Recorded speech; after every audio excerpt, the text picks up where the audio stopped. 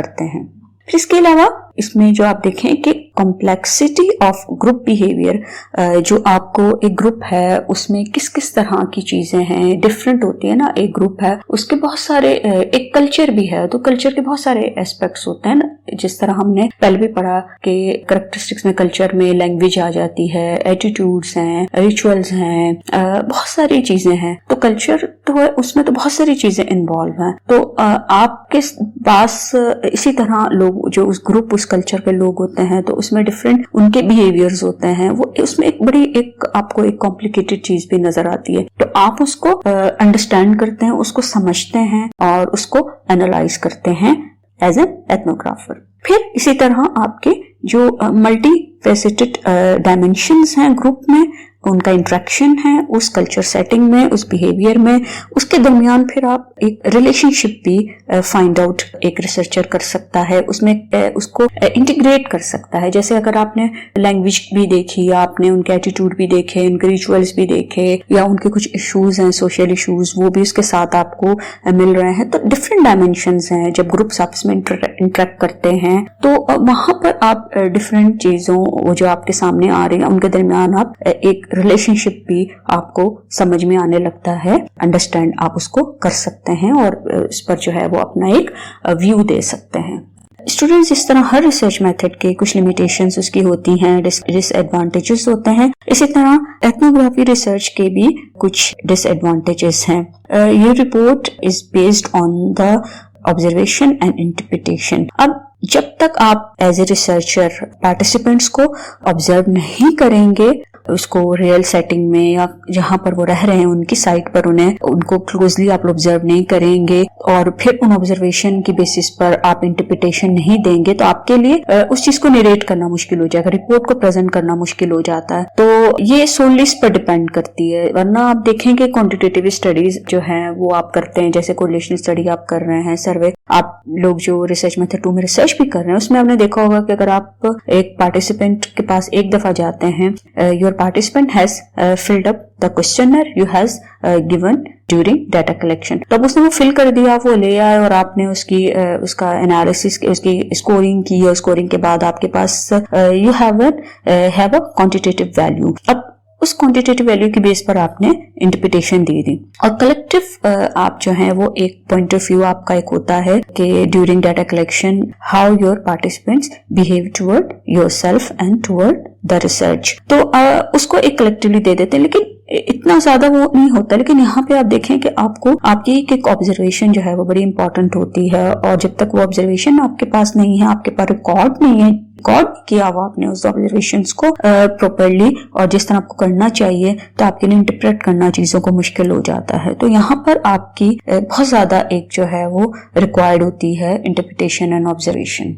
फिर एक और डिसएडवांटेज ये है कि it is difficult for you to check the validity of researcher conclusion। अब रिसर्चर का जो conclusion है वो बेस्ड कर रहा है उसकी ऑब्जर्वेशन, इंटरप्रिटेशन, उसके जो फील्ड एक्सपीरियंसेस हैं उसने वहां देखा, उसके बेस पर उसने उसको conclusion को किया। अब उसकी वैलिडिटी को बहुत ज्यादा जो है वो चैलेंजिंग है, क्योंकि आप देखें कि जब इंटरनल वैलिडिटी, जब कॉज एंड इफेक्ट रिलेशनशिप जो है वो जितना ज्यादा स्ट्रांग होता है, तो आप जितने एक्सट्रेनियस वेरिएबल को कंट्रोल करते हैं तो उतना ही आपकी इंटरनल वैलिडिटी स्ट्रांग होती चली जाती है। और इसी तरह आपकी एक्सटर्नल वैलिडिटी भी होती है कि जहां आप अपने कंक्लूजन को जर्नलाइज करते हैं और अपनी फाइंडिंग्स को जर्नलाइज करते हैं। लेकिन जब आपने एक ग्रुप में जाकर किया, वहां पर आपके लिए फील्ड में स्पेशली जाते हैं, तो वहां पर आपको एक्सट्रेनियस वेरिएबल्स होते हैं, उन पर कंट्रोल आपका मुश्किल हो जाता है। और दूसरा ये होता है कि आप एक स्पेसिफिक कल्चर ग्रुप को कर रहे हैं, एक स्पेसिफिक सेटिंग में चीजों को स्टडी कर रहे हैं, तो वहां पर भी जर्नलाइजेशन आपके लिए मुश्किल हो जाती है। तो इसकी कंक्लूजन की वैलिडिटी जो उसने प्रेजेंट किया है, कंक्लूड किया चीजों को, वो कितने वैलिड हैं, उसको चेक करना और उसको करने में, उसने को जो कंक्लूजन ड्रॉ किया है तो उसको वैलिडेट करने में मुश्किल पेश आती है। फिर इसके अलावा observer bias is almost impossible to eliminate. अब यहाँ पर जितनी भी आप कोशिश करें, ऑब्जर्वर जब देख रहा है और इस पार्टिसिपेंट्स को स्टडी कर रहा है, उनको ऑब्जर्व कर रहा है, तो वहाँ उसके लिए बहुत मुश्किल हो जाता है कि वो अपने बायसनेस को कंट्रोल करे। हालांकि एक अच्छा रिसर्चर जो है उसकी हमेशा कोशिश होती है कि वो बायस फ्री वर्क को सामने लेकर आए, क्योंकि उसे खुद भी इस बात का अंदाजा होता है कि वो कहीं भी उसकी अपनी परसेप्शन, अपने व्यूज और अपने बिलीव जो हैं वो उस पर इन्फ्लुएंस ना कर सकें। लेकिन फिर भी उसको आप एलिमिनेट करना मुश्किल हो जाता है, specially when you are observing the participants in natural setting. और ऑब्जर्वेशन स्टडी में मोस्ट ऑफ द टाइम इस तरह की डिफिकल्टीज आती हैं कि आपको अगर कम तो करेंगे और कोशिश करते हैं कि कम करें। एक अच्छा रिसर्चर जो है वो उसको कम करने की कोशिश करता है बायसनेस को, लेकिन फिर भी ऑब्जर्वर बायस जो है वो उसके होने के जो है वो चांसेस ज्यादा होते हैं और उस पॉसिबल नहीं होता आपके लिए कि इसको कम्प्लीटली आप उसको जो है वो उसको रिमूव करें या उसको एलिमिनेट करें। फिर इसके अलावा ethnography research that is very time consuming. इसमें बहुत वक्त लगता है। It takes you month to complete your research. क्या आप बार बार again and again you visit the site and you observe the participants, और आपको वहां जाकर उनको स्टडी करना होता है, उनको ऑब्जर्व करना होता है। फिर रिसर्च के दौरान भी, डाटा कलेक्शन के दौरान भी कुछ इश्यूज होते हैं और आपको उन्हें भी हैंडल करना होता है, तो इसमें टाइम लगता है। तो ये भी टाइम कंज्यूमिंग है और बाज़ औक़ात नहीं होता आपके पास इतना वक्त, या आपके लिए मुश्किल हो जाता है, एक रिसर्चर के लिए बहुत मुश्किल हो जाता है कि वो एक लंबे अरसे तक एक स्टडी को कर सके। ये एक इसका बहुत एक मेजर एक इसकी लिमिटेशन है। इसके अलावा एक अच्छी एथनोग्राफी के लिए well train researcher is required. अब इसमें जो ट्रेनिंग जो है वो इम्पोर्टेंट है, क्योंकि आप देखें कि अब आप एक नेचुरल सेटिंग में जा रहे हैं, आप उस जगह जा रहे हैं जहां पार्टिसिपेंट रहते हैं, काम करते हैं, तो आप उनके कल्चर में जा रहे हैं, आप लोगों से मिल रहे हैं, तो आपको बहुत सारी चीजों का ख्याल रखना पड़ता है। आप अगर अच्छे ट्रेनर नहीं हैं, अगर आप अच्छे उसमें स्किल्ड नहीं हैं, तो आप बहुत सारी चीजों को जो है वो मिस कर देंगे और आपको बहुत ऐसे कुछ आपके एथिक्स भी होते हैं और कुछ आपको अगर ट्रेनिंग आपके पास नहीं है, एक रिसर्चर एथनोग्राफर जो है उसके पास वो कोई ट्रेन रिसर्चर नहीं है, तो उसके लिए डाटा कलेक्शन और ये चीजों में उससे टेक्निकल एरर्स होंगे जो उसकी फाइनल रिजल्ट पर, उसके कंक्लूजन पर उसका असर होगा। तो इसके लिए एक एथनोग्राफी शुरू करने से पहले एक अच्छी मतलब इससे रिलेटेड ट्रेनिंग होनी चाहिए रिसर्चर के पास कि हाँ वो कर सकता है और उसको इन चीजों को, वो जो इश्यूज होंगे, चैलेंजेस होंगे, उनको भी वो हैंडल कर सकता है। लेकिन अगर कोई पर्सन जो है इफ ही और she is doing the ethnography research for the first time, तो it's better to initiate that work with experienced ethnographer, experienced trained लोगों के साथ जब आप काम करते हैं, और तो वो काम आपके लिए ज्यादा आपको अच्छे तरीके से आपसे होता है और आपको समझ में आता है।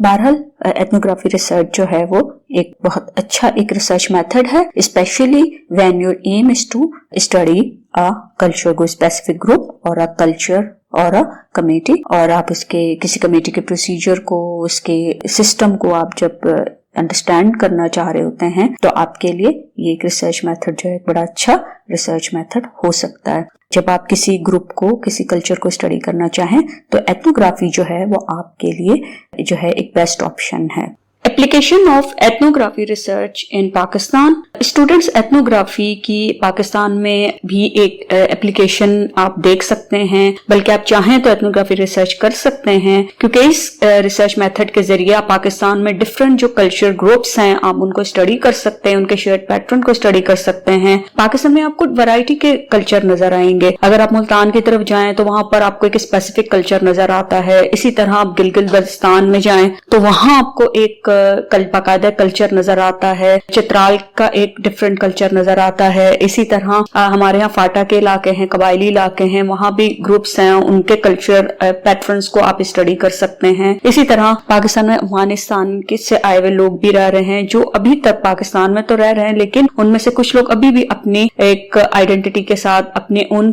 कल्चर बिलीफ्स के साथ, पैटर्न्स के साथ पाकिस्तान में रह रहे हैं। तो आप उनको भी स्टडी कर सकते हैं, उनका भी लाइफ स्टाइल, उनके बिलीव्स, उनके कम्युनिकेशन पैटर्न्स को देखते हैं। इसके अलावा पाकिस्तान में बहुत सारे ऐसे इश्यूज हैं जिनको आप एडवोकेट कर सकते हैं with the help of ethnography research. Female के इश्यूज पर आप बात कर सकते हैं, जैसे हमने पहले भी डिस्कस किया था कि पाकिस्तान में वुमेन की भी जो है वो उनकी एम्पावरमेंट के हवाले से या उन्हें ऑप्रेस किया जाता है या उन्हें डिफरेंट पर्पस के लिए यूज किया जाता है, फोर्सफुली यूज किया जाता है उनकी कंसेंट के बगैर, या उन्हें बहुत सारे ऐसे कामों में इन्वॉल्व किया जाता है। आप उन्हें भी हाईलाइट कर सकते हैं, एडवोकेट कर सकते हैं through ethnography research. Ethnography research जो है उसमें आप फेमिनिन जो इश्यूज हैं उनको भी आप देख सकते हैं।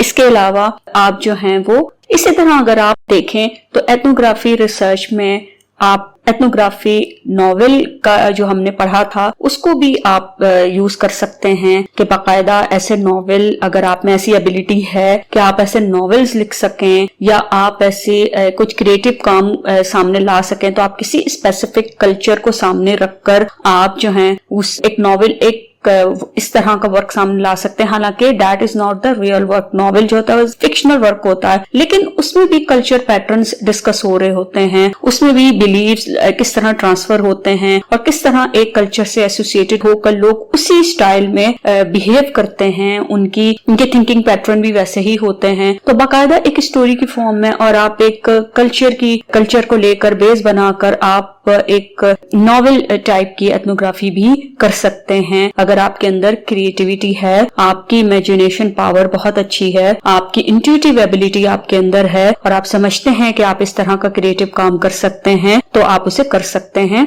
बहुत सारे लोग इस हवाले से काम करते भी रहे हैं। इसी तरह आप किसी पर्सन को लेकर उसकी लाइफ में जो चेंजेस आई हैं, जो डेवलपमेंट होती रही हैं, उसके जिस तरह बिलीव्स बने हैं, वो एक कल्चर के साथ एसोसिएटेड जो है उसके कॉन्टेक्स्ट में किस तरह वो बिलीव्स बने हैं, किस तरह उसका लाइफ स्टाइल, उसका पैटर्न जो है वो डेवलप हुआ है, आप उस पर्सन को भी स्टडी कर सकते हैं। इसी तरह इवेंट के हवाले से आप किसी इवेंट को बेस बनाकर आप एथनोग्राफी रिसर्च कर सकते हैं। वो इवेंट जो किसी स्पेसिफिक कल्चर में होता है, सेलिब्रेट किया जाता है। आप इसमें देखें जैसे बसंत है, तो बसंत जो है वो वेस्टर्न कंट्रीज में तो नहीं होती है, वो हमारे ही कल्चर में होती है, इंडिया में या पाकिस्तान में। तो आप देखें कि इस इवेंट पर लोग किस तरह बिहेव करते हैं, इसको किस तरह सेलिब्रेट करते हैं, क्यों करते हैं, क्या उनके बिलीव्स हैं इससे रिलेटेड। तो आप इस इवेंट को, बसंत को बेस बनाकर भी यहाँ पर एक कल्चर को स्टडी कर सकते हैं कि किस तरीके से जो है वो इस इवेंट का एक स्पेसिफिक कल्चर से ताल्लुक है, या ये कल्चरल एक्टिविटी है जिसको लोग करके जो है वो एंजॉय करते हैं और खुश होते हैं और उसको बाकायदा सेलिब्रेट करते हैं। और इसमें आप देखें कि बहुत से लोग खाने बनाते हैं, कलरफुल ड्रेस पहनते हैं उस इवेंट पर, सिर्फ यही नहीं कि वो पतंग उड़ा रहे होते। तो आप बाकायदा उसको स्टडी कर सकते हैं अगर आप चाहें कि आप जो हैं वो केस स्टडी कर रहे हैं, या आप उसको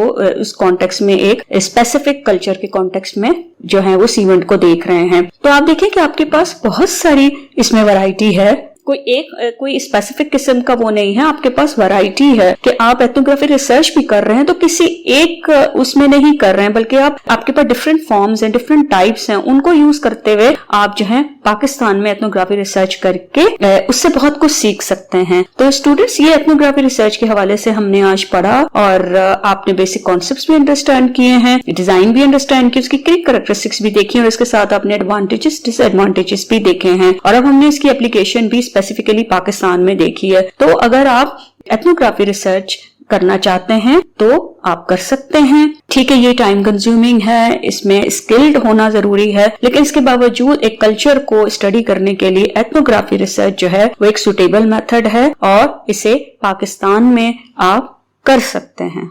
स्टूडेंट्स, इस एथनोग्राफी रिसर्च से रिलेटेड अगर आपके जहन में कोई क्वेश्चन हो, कोई कंफ्यूजन हो, तो आप जो है वो कर सकते हैं। I am here to answer every query raised by you. Thank you.